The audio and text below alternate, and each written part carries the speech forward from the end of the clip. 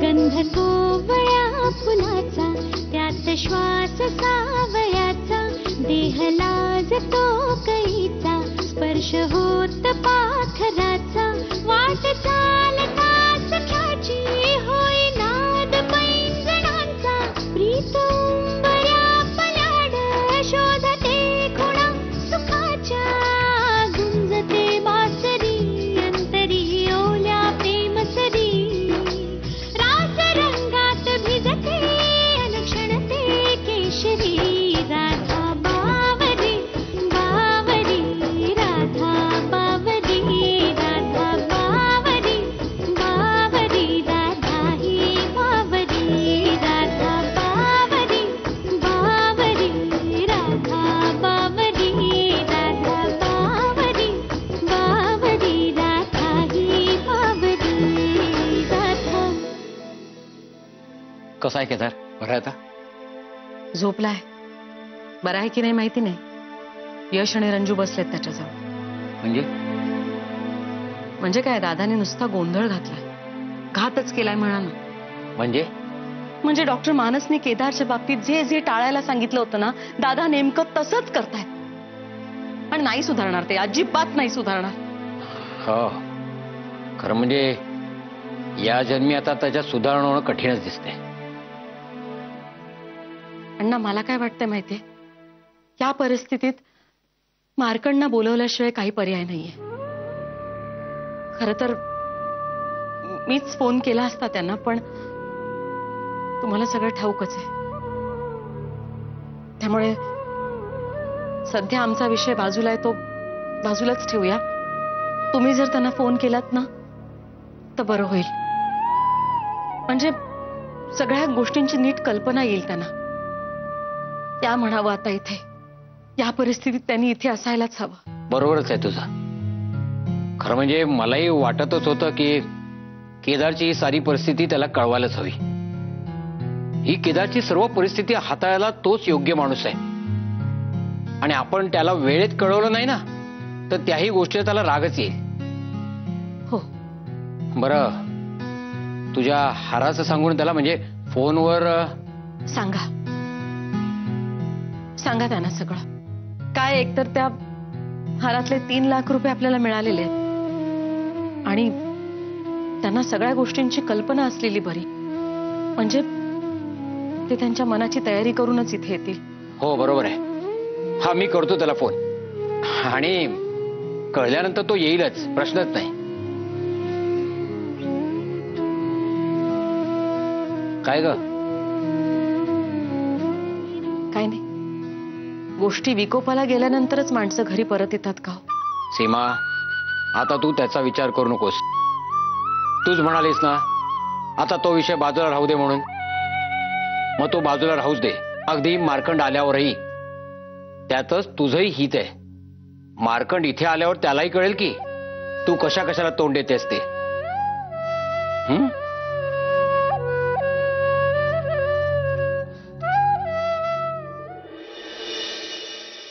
चला, मी निघते. चला. तुम्ही पण येता हॉस्पिटलला? नाही, आणि तू पण जात नाहीयेस. म्हणजे? आपण दोघी तुझ्या बाबांकडे जातोय. बाबांकडे? आत्ता? अगं हो हो, घाबरू नकोस. There is some good news. सरिताने तुझ्यासाठी एक खूप छान मुलगा पाहिलाय. गौतम शृंगारपुरे. बाबांचा फोन आला होता, खूप चांगला मुलगा आहे म्हणून. ती मंडळी आपल्याला भेटायला येत आहेत बाबांच्याकडे.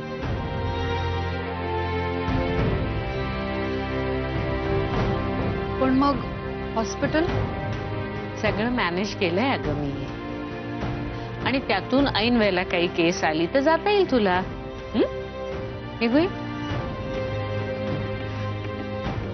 राधा, दिलेला शब्द तू पाळणार आहेस ना? हो. अगं, आणि तुझ्यावर काही जबरदस्ती नाहीये. समजा तुला तो मुलगा नाही आवडला, नो प्रॉब्लेम. पण भेटायला तर हवंच ना. सरिताला प्रॉमिस केलंस तू. निघूया ना मग. हो.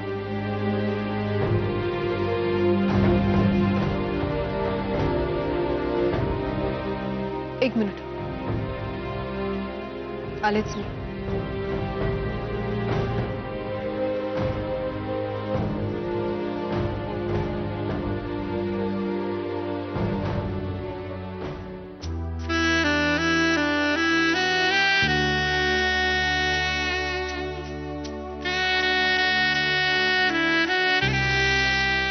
तुझ्यासाठी एक सरप्राईज आहे.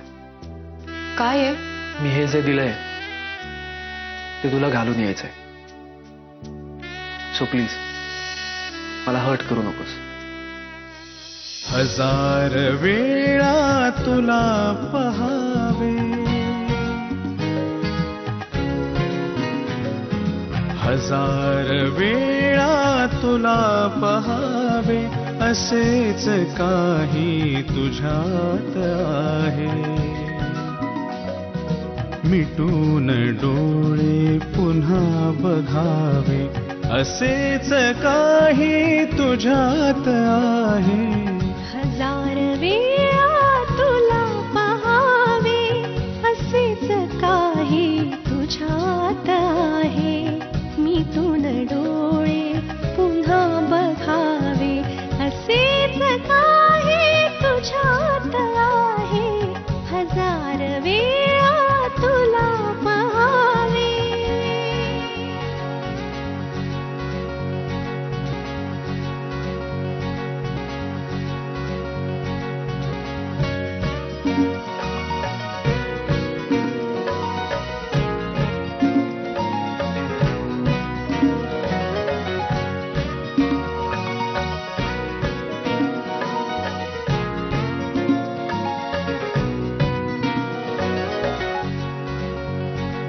तुझे केस, वाऱ्यावर उडणाऱ्या तुझ्या बटा, तुझे ओठ, तुझे डोळे, तुझ्या नजरेत माझं असणं, माझ्याकडे पाहत त्यांचं हसणं, सगळं किती लोभस, किती मोहक.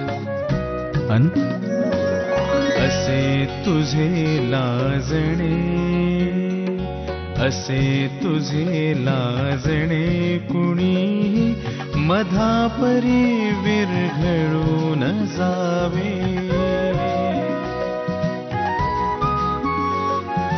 असे तुझे लाजणे, कुणीही मधापरी विरघळून जावे. हसू असे गोड आगलावे, असेच काही तुझ्यात आहे. हजार वेळा तुला पहावे.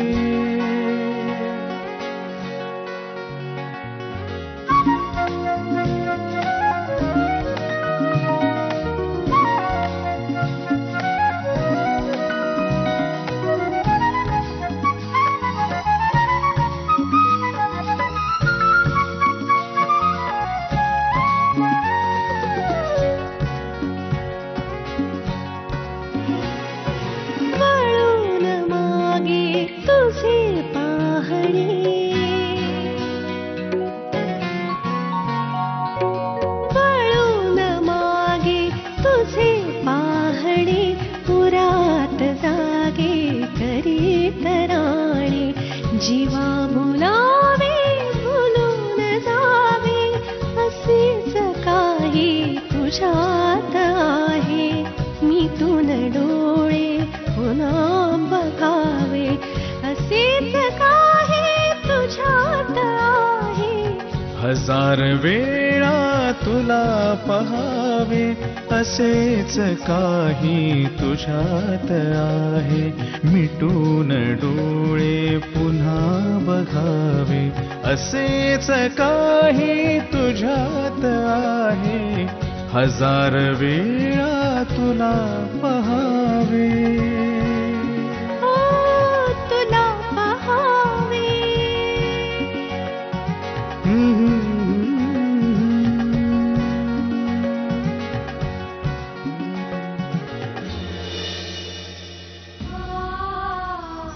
आता ही बघ, तू ही अशी अबोल राहतेस, लग्नच करायचं नाही म्हणतेस, पांढरे कपडे काय घालतेस, 28व्या वर्षी 58ची असल्यासारखी गंभीर राहते, मनातल्या मनात कुडत राहतेस. हे सगळं कशामुळे राधा? तुझ्या आईनं तुझ्या आयुष्याची जी फरफट करून ठेवली आहे ना, त्यामुळे.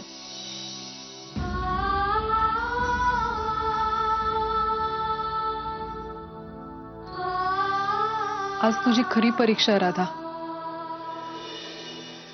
आज तू हाच ड्रेस घालायला हवा.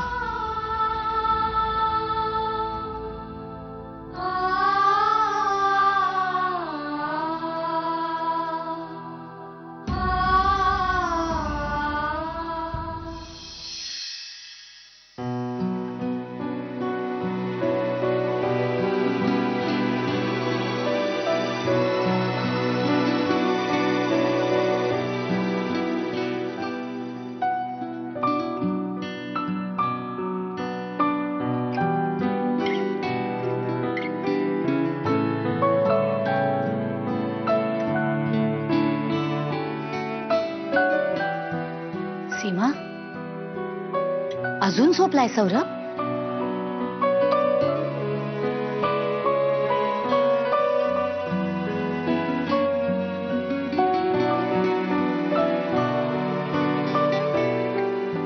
दमला असेल. या सगळ्यात त्याची खूप फरफट झाली का? राधाचं केदारला हो नाही म्हणणं, मग मिताली प्रकरण, आणि त्यानंतर केदारचं हे सगळं सुरू झालं. सगळ्यांसाठी जीवाचं रान करतो ग हा मुलगा. हो ग, केदारवर सुद्धा खूप माया आहे बघ त्याची. आणि आपला केदार किती साधा आहे, सरळ आहे. तुला खरं सांगू सीमा, आपल्या ताटांनीच ना केदारचं असं बज करून ठेवलंय. रंजू, मला तितका राग येतो ना हल्ली त्यांचा. रंजू, काल सुद्धा कसे बोलले पाहिलंच ना त्याला. हो हो, ते करायला नको तेच केलं. हो रंजू, तू शांत हो. कसं केविल हो ग, हो हो, तू शांत हो. तू ताण नाही घ्यायचंस. तुला बाळाकडे लक्ष द्यायचंय की नाही? तू बाळाची काळजी. आम्ही सगळेजण आहोत ना. रिलॅक्स हो. हो, आणि आता मार्कंड धर्माधिकारी सुद्धा येतोय. काय? हो हो, मार्कंड धर्माधिकारी येत आहेत. कालच रात्री माझं आणि सीमाचं बोलणं झालं होतं. तिच्या सांगण्याप्रमाणे मी आत्ताच त्याला फोन केला होता. त्याला सगळं काही व्यवस्थित सांगितलं. मध्या काय इथे करतोय तेही सांगितलं. लगेच येतोय म्हणा पुढच्याच आठवड्यात. पुढच्या आठवड्यात? हो. देवच पावला बाई, अगदी चांगली बातमी दिली. सगळं काही सांगितलं. मध्ये इथे कसा मूर्खासारखा वागतो सगळं किती सांगितलं. दिवस राहणार आहे काय म्हणालाय? काय वस्तू होत्या कळल्यानंतर ताबडतोब येतो म्हणा. आपण डॉक्टर हेमा आहेत ना? देन डोंट वरी. संध्याकाळी हवं तर मी चक्कर मारेन. हा, ओके.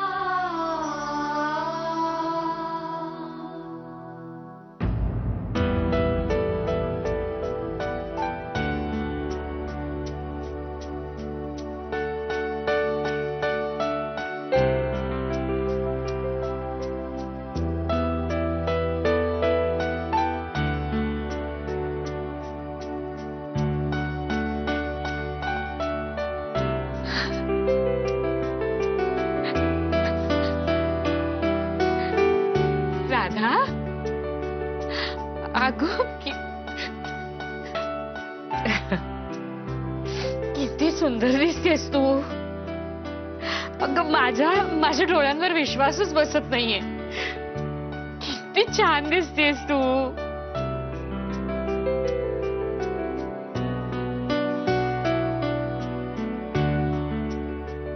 तुझ्या रंगहीन दुनियेतून रंगांच्या दुनियेत टाकलेलं हे पहिलं पाऊल. मला वाटतं हे बघून सरिताच्या मनातल्या सगळ्या शंकांचं निरसन होईल. तू तुझा शब्द पाळणार आहेस हेच तर सांगतोय हा रंगीत ड्रेस.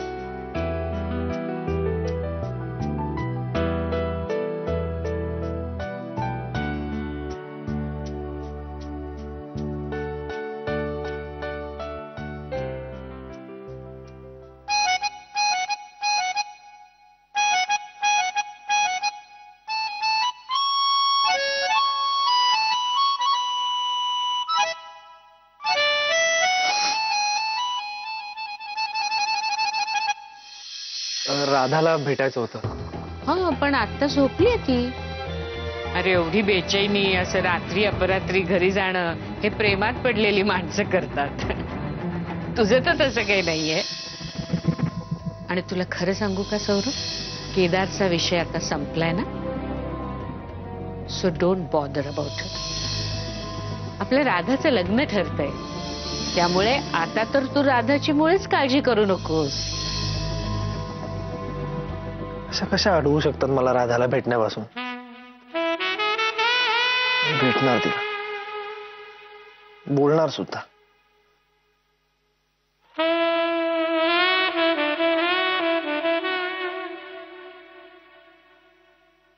तुम्ही डायल केलेला नंबर बंद आहे. सारखा काय स्विच ऑफ? फोन चालू ठेवायला काय होतं हिला? हाय डॉक्टर मावशी. हाय मोनिका, कशी आहेस? मस्त. राधाताई कुठे? माय गॉड, राधाताई, मी ओळखलंच नाही तुला. किती छान दिसतेस तू. बाबा, आजोबा, राधाताई आलीये.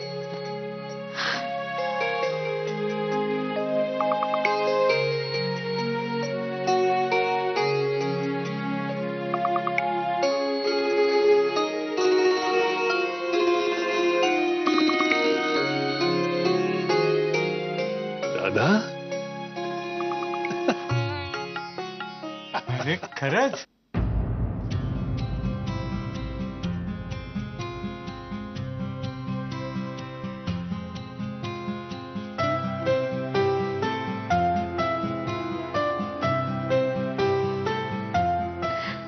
पुरे हो. अवघडली पूर. राधा, आता माझी खात्री पटली की तू लग्नाला मनापासून तयार आहेस.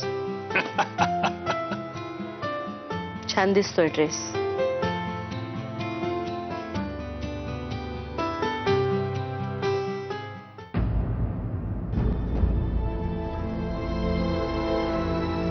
थँक्यू.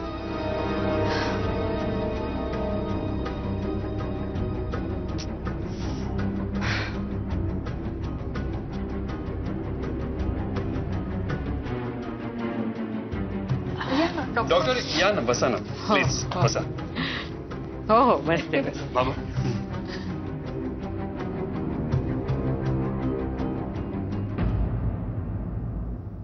काय घेणार तुम्ही? चहा, कॉफी का सरबत आणू? नाही काही नको. म्हणजे आता ती सगळी मंडळी येतील तेव्हा एकत्रच घेऊ. As you wish. तुम्ही भेटलायत का त्या मुलाला? नाही, माझी मैत्रीण ओळखते, तिनेच सुचवलं हे स्थळ. मी म्हटलं जे काही व्हायचंय ते राधाशी कंसन असणाऱ्या सगळ्यांच्या समक्षच होऊ दे. नंतर कुणाच्याही मनात तक्रारीला जागा नको. म्हणून तुम्हाला बोलावून घेतलं. तुम्ही तिच्या गार्डियन आहात म्हणून मुद्दामून बोलवलं. हो हो, पण शेवटी काय, राधा आणि तो गौतम, त्या दोघांना एकमेक आवडले म्हणजे झालं. ते सगळ्यात महत्वाचं, नाही का? हो बरोबर. पाहूया काय होत आहे. ती मंडळी येतीलच इतक्यात. मोनिका, आत ये जरा, पाणी घेऊन ये.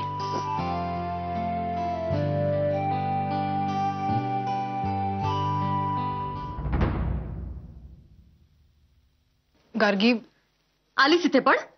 गार्गी प्लीज, ही मॅच्युरिटीची नाटकं माझ्या समोर करू नको. माझ्या घरचे तुला डोक्यावर घेऊन नाचत असतील, पण मी तसं अजिबात करणार नाही. तू असलीस तरी तुला इम्पॉर्टन्स आणि नसलीस तरी तुलाच importance. I just hate you Radha.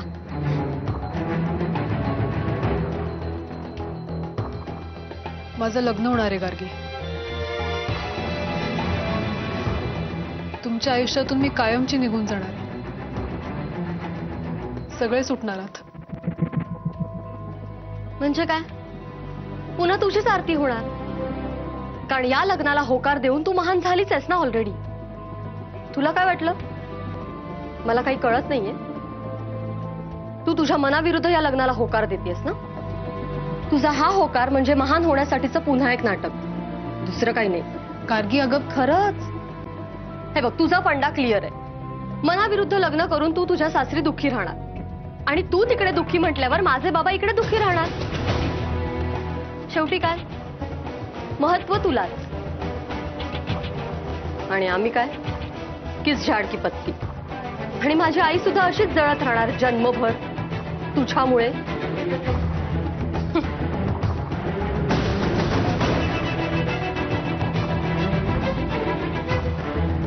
Radha, ताई, मी तुला एक सजेशन देते. तू लग्न करच, पण असं जबरदस्तीने नको करूस. अशा मुलाशी कर जो तुला आवडेल, कारण त्यामुळेच तू आमच्यापासून दूर जाशील कायमची. हे असं त्यागमूर्ती राहू नकोस, वाट नको लावूस का आमची.